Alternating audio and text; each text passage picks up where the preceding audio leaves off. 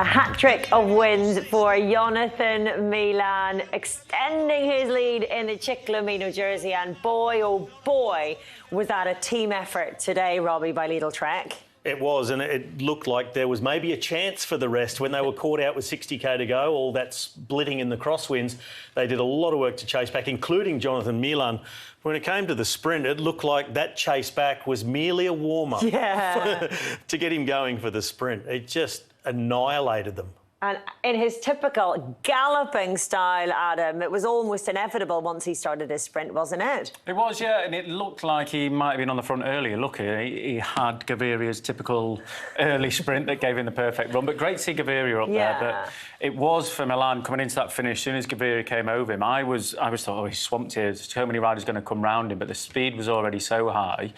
And as soon as Gaviria went past him, it was just like the perfect run. What we explained about this morning was getting that acceleration at the wheel.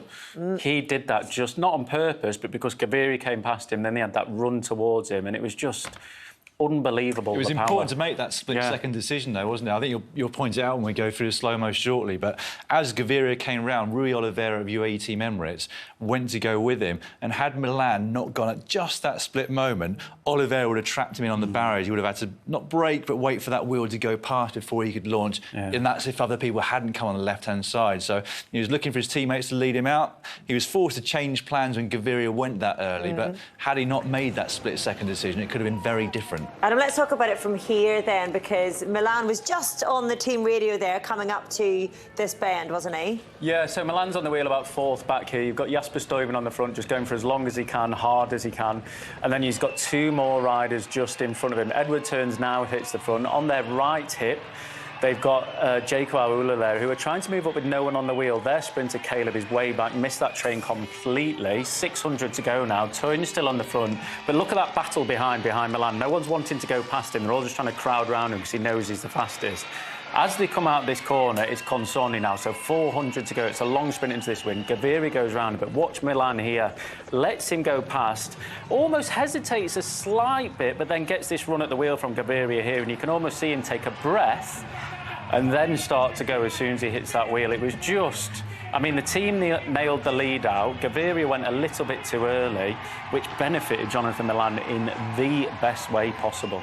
I mean, if you were showing that to kids as an example of sprinting style, Robbie, you wouldn't imagine that would be how you would recommend sprinting, would it? Like pulling on the handlebars like the Incredible Hulk, but it works for him.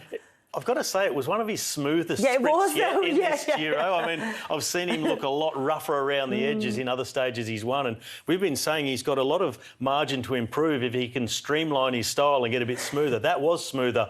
And, I mean, the power, you could just see it sort of blasting out of him. Everything goes out the window with him. Whenever you full gas at anything, if you're running down the street as quick as you can, you look like a right muppet, no doubt, because you're trying as hard as you can. Him is doing as hard as he can. If you watch him in intermediate sprint, the first one today, his head is like a rock. His body moves underneath him, but he's like an eagle in flight. You know, in the hunting, and his body moves, but his head doesn't. He was like that. You put that into a full gas sprint, and he's all of a sudden like a little nodding dog just going along at the back. But not a little one. A big nodding dog. Big nodding donkey. I think we've got to give massive credit to his lead-out train. I mean, we spoke when Luke Rowe was in a few days ago about lead-out trains being a bit different now. I think with that we were speaking about the big, open, wide roads where it is so fast and so difficult to really take control without people coming around the side. The type of finish that we had in Cento today allowed the opportunity to really show the strength of the lead-out train because it was much narrower, because you had those long, sweeping turns where, as Robbie pointed out pre-show, you can kind of take the apex if you've got control at the front, but you have to have the strength to be able to do that.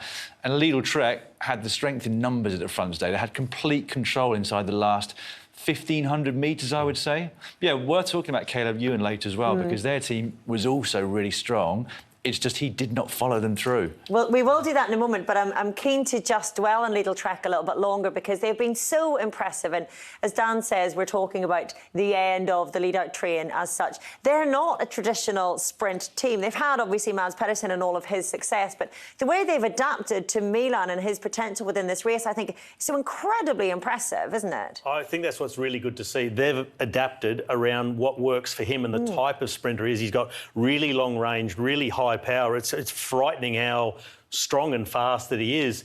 And the rest of the team, they've just had to be able to be strong enough and take control at the right time, and then just lead him in, get him there or thereabouts. We spoke this morning about how some lead-out teams would be nervous about getting it exactly right to give their sprinter the best chance. Now with Milan in this kind of form, you get him sort of close enough and, you know, that'll work because he'll just take care of the rest. If he has to go from 280 or 250 or 200 or maybe 300, he's pretty much still going to get there, and he's in incredible form. One of the big bonuses for him now is it's not the first day, and everyone's looking at him as the favourite sprinter. So as we saw then, that little bubble behind him, everyone's fighting to be behind him. They're not fighting to be past him. They're not fighting to stay on their wheel. We heard a few interviews during the stage day. I forgot who it was. I think it was Luka Mezgec that talking about the lead out. It's not about doing the lead out. It's about dropping a rider, your sprinter, off onto the correct wheel. The correct wheel in every sprinter's eyes is Jonathan Milan. So all the sprint teams, the lead-outs, you don't necessarily need them. Lidl Trek do because of who they've got and they're the most dominant team. But for a lot of the sprinters, they're just wanting to position behind him. So Milan does have it slightly easier at the minute, that he's got that sort of respect around him. We're like, we just want to be on your wheel and hopefully hold on. I'm sure the Italian press are now starting to make Cipollini and Pataki comparisons, like a big, strong guy off the back of a lead-out train. They'll be absolutely loving it back to the heyday, the late 90s, early 2000s. Hey, you're a bit like Chipper with Pataki. Come in, heck. You've been copying us now. It's really interesting that, though, the concept of the wheel to follow that develops throughout a Grand Tour. And if you're new to this race, or to Grand Tour racing and cycling, you'll learn this as you go along, that there is, once a sprinter has won one stage, then that's the wheel to follow. If they've won two, that is absolutely the wheel to follow. And there is this pecking order that develops within that run into the line, that you suddenly, everyone then is fighting for that same wheel.